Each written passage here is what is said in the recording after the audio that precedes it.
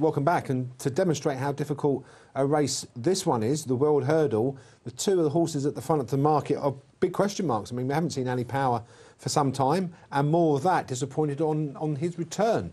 So, unless the trainer goes for the easy option with Annie Power and goes to the Mares Hurdle, which no doubt you're for, you're against. Well, she's 6-4 for the Mares Hurdle, so I think she will. 6-4, where are you getting that? I'll have some of that. Short than 6-4. Is it? Yeah. I think you can get 6-4. Do you think Annie Power's going to go for the Mares Hurdle then?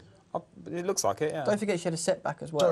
Don't know. Yeah. Annie Power had a setback, didn't she, at the start of the season? So there's no... I'd be amazed if it ended up in the World Hurdle of all the races to end up in. So would I. And I think, you know, to replace Quivega, it's a nice, easy race. And it's a Grade 1 now as well. Why would you put the mare through a really tough race? Or maybe next year you could give it a go, but realistically they're going to farm the mares race, aren't they? And anyone taking the 72 now... OK, well, let's talk about more of that, because it's disappointed. How can this horse be at the front of the market? Really... Tongue-tie on last time. We know there's problems with the stable. I mean, Coole Harden and Medina beat it out of sight first time out. Can we beat it with more than that? The only comfort you can take from that is it was beaten so far that it clearly wasn't right. So you can say, I'm going to draw a line to that. That's the only comfort you can take. That said, I wouldn't be jumping in now at 4-1. Certainly not. No. I mean, you guys. No, some bookmakers often 3-1. Yeah. No, it was very disappointing at Newbury. You can say, oh, the horse come on the run, but blimey, you'd have to see it come on for the run before even, you know, no.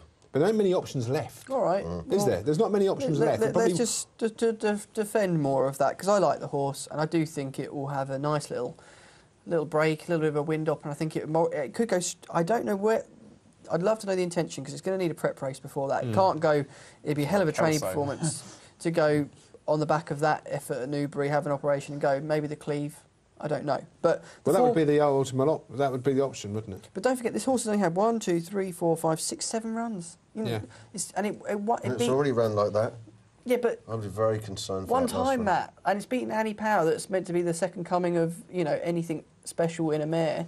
I do think we're quick to write it off. I get the price issue. I wouldn't be knocking you over to take the price at the moment. But if you're looking at a likely winner of the race, and let's be honest, there's a lot with question marks in here.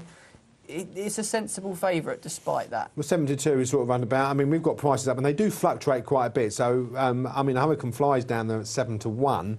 I mean, my prices vary enormously, which does indicate the bookmakers here don't really know how to price this up. So there may be some value, and hopefully we can talk about that value. Very quickly, before we go on to some of the others, I mean, bearing in mind that Annie Power could run in the mares, do we think that Hurricane Fly could go for the World Hurdle? Not for me, but that's just my view. Yeah, I do. I do think it could really? go. Yeah, I do.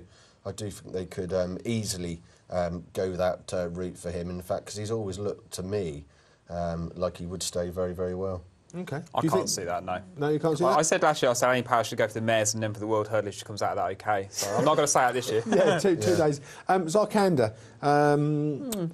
Got beat by River de Savola last time. Muddy ground. Yeah, he was there. I was at Ascot, and I tell you what, Zaranda was travelling, and then it all just went a little bit wrong. You know, I've said so many times, tripless. Yeah, I mean, look, let's not forget, Paul Nicholls knows this race very well. I can remember Celestial Halo running a great race at second at 50-1, and I was on that day. I was absolutely gutted. So I wouldn't put anyone off at the price. I think, you know, you're looking at around just about double-figure price. I think that's fair for the horse. I like the horse. It's had a fair bit of racing. Obviously, it went through towards the spring-summer time in France as well. Farmed a few races over there. Possibly not where I'll be lumping my bet at the moment, but I like the profile. I understand why people would back it. It's amazing to see on that list at Fisher's Cross. But anyway, I mean, Zaranda last time in the Grade 1, I took a slightly different view to that. I watched him all the way around. I thought he travelled very well. Almost they weren't going quick enough for him. I noticed a couple of times jockey was taking a pull, jumped really well, and you thought coming down to the last where it's going to be game over. I thought he just idled a bit from the back of the last, and of course he was wearing the. I'd like to see him take this headgear off the blinkers, because if you watch the race again, as soon as Rev de Silva actually gets in half a length in front of him, it's only then the horse responds, and clearly only seeing the other horse. And he did have a good fight back towards the line, but he's just a little bit tricky. But all I will say is, once he's had another go, you could have run that race into Ascot Town Centre, and he still wasn't getting past. But I think in future they'll learn plenty about that. And with any chance in the World Hurdle, I think he's going to have to be delivered late. Billy? No, I think he's like to run a solid race if he goes for it. And it's interesting, as we talk about, is he tripless? And, you can argue about Hurricane Fly, maybe 2.5 miles, and the late Oscar Whiskey. You wonder if there's a market for a championship 2.5 mile hurdle. But I think I would cheapen the other two, I suppose. We don't got something like that at Aintree? Doesn't have to be Cheltenham. Doesn't have to be Cheltenham. There was a couple of races over the Christmas period, and they involved Lieutenant Colonel and Jetson, who are both in this race. I thought Jetson actually might stay this trip slightly better, and that the value might 25 to 1 might be there. But that's interesting, Jetson, because he obviously related to Jetski, and I'm going to tip Jetski for the 2016 World Hurdle. So I do think there's a lot of stamina in the bloodline, and I thought Jetson was interesting from a stamina point of view. Yeah, I know that Lieutenant Colonel's been it twice, but again, I think the extra distance and that race in Ireland actually is one of the most not important races, but it's the one of the form guide, I think, for the World Hurdle, ain't a bad one.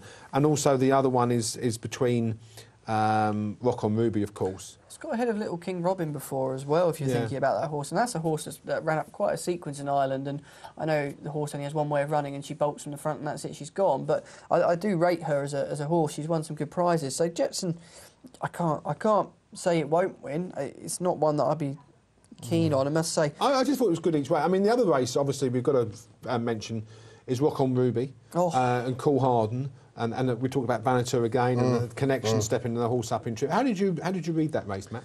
I like the performance of Rock on Ruby on ground, which had probably been tacky enough. Rock on Ruby really wants good ground. You don't want anything else but that to be at his very best. I thought the performance last time was £2 below his previous win before that. Vanuatu looks like a horse that's regressed to me since the Greatwood. I don't think he's been showing the same form. Begin to look tripless. Myself, I thought it would be a mistake for Rock on Ruby to go to 3 miles. Watching the race back again, Coole Harden over another furlong would have got past him. I'm pretty sure the ground he made up the closing stages. I myself think if he could force it in a Cheltenham Hurdle on good ground, I think he'd be a force to reckon with. I would say Rock on Ruby. Interesting, the trainer has said that that's it now. The horse won't be trying 3 miles before. It's going straight to the festival if it goes. And he said, it's not a certainty of a runner. I wouldn't be amazed if they swerved the race. I think Harry Fry's far too shrewd when he knows that there's good prizes at Aintree to be picked up as well. He's missed a festival with good horses before. It's not the be-all and end-all, and I like that about him.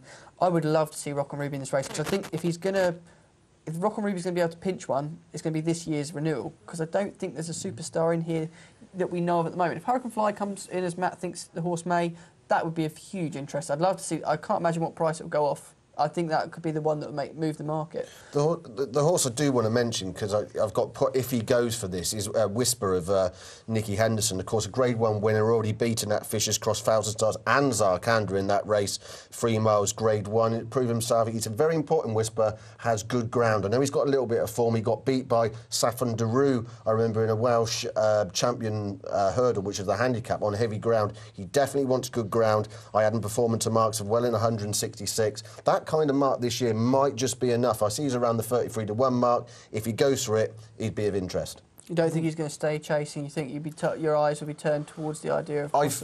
If it was, if I was Mr. horse, Henderson, I'd be looking Funny at... enough, we had Nicky Henderson on, and I'm pretty certain tempted. when we asked him that question about Beat That and Whisper, he definitely indicated Beat That would keep over hurdles, but was less forthcoming on Whisper. So disappointing. I mean, really? The market. I thought it was a good run. Good run for me. First time out. What, on the comeback? It didn't. To be fair, the horse didn't look great in the paddock before. I think that was. Sorry, Billy. Beat That. Yeah, I thought the World Hurdle one. Yeah, the World Hurdle. Rock on Ruby, I think. I want to get your thoughts on Rock on Ruby. I quite like Coole Harden in this race each way, but anyway. I found it a very, very difficult race. I mean, fair play to Rock on Ruby. I'd like to see him go chasing again, to be honest. Really? Yeah. Billy. So, was he after 3 months? No way, No. Won't be doing that. Popping man hatred. There's no way of you going chasing. No. I mean, very quickly on this subject, do we find it strange there isn't a 2.5 mile champion race at Cheltenham?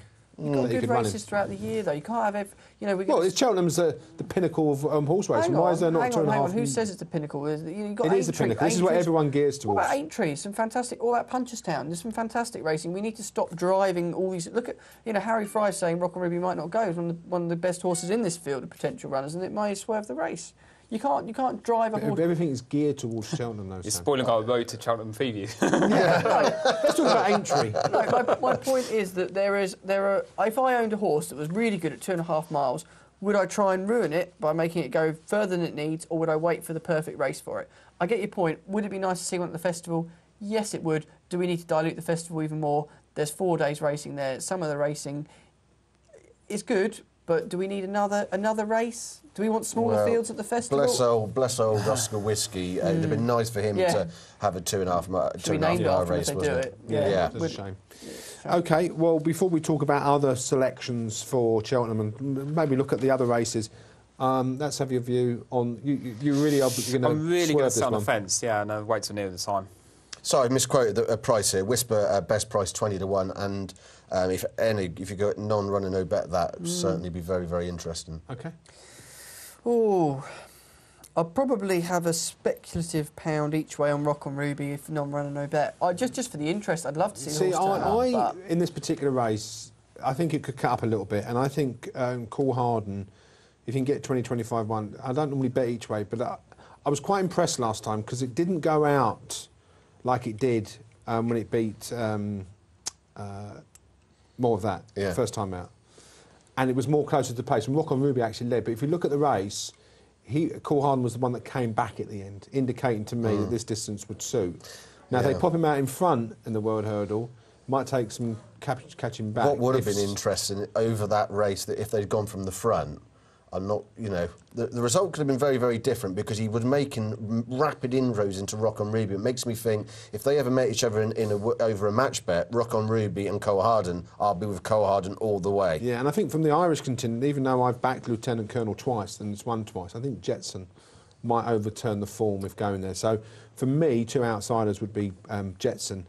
Jetson beat Crevega as well, let's not forget last year. Jetson and the one I mentioned, Coole Harden. Right, we've got about a minute left from this part of the break. We are going to come back after the break, but I just wanted to get your thoughts on some of the other races at Cheltenham. Anything else that stood out? Interesting because you got the 3 S's. You got Simon Sig, I think, Sprinter Sacra and Side of Grugy, and they've all got doubts hanging over them a little bit to one extent to another. So I think that's quite an interesting race. And do you think Sprinter Sacra will run? I don't know. It's difficult. In a couple of weeks' time. I certainly wouldn't be backing him at 5-2 at the minute, but. It's interesting. If Champagne Fever goes for the Queen Mother, that would be interesting. And Alfaroff, who's probably just a shade below top class now, but this could be a good opportunity for him. He's 9-1 currently. Do you think there's value elsewhere based on the fact that the 3 at the top of the market, we don't even know if they're going to take part? There has to be, yeah. Unless they all take part. Yeah. Which is unlikely all 3 will. I think, just to interject, I think the Triumph this year could be quite a good race for once. Which one? Triumph. Yeah. I think the Triumph could be a good race. I know you take Arconna's year, that he was obviously an exceptional horse. Sadly no longer with us, but people knock the Triumph quite a lot, but I think there's some great little horses in that race. Well, name a few of them then, because before we take a break. Well, do you know what? The one I'd go with is now a double-figure price. It ran at Leopardstown on the worst ground. They shouldn't have run it, to be fair, I don't think. Calcare, it got beaten by an absolute rag, 33-1 outsider, but the way it stayed through the mud, it's beaten everything in Ireland. OK, it's been beaten by something in the outsider, but put that line through it, it won't be 10-1. It was 5-1 before that race.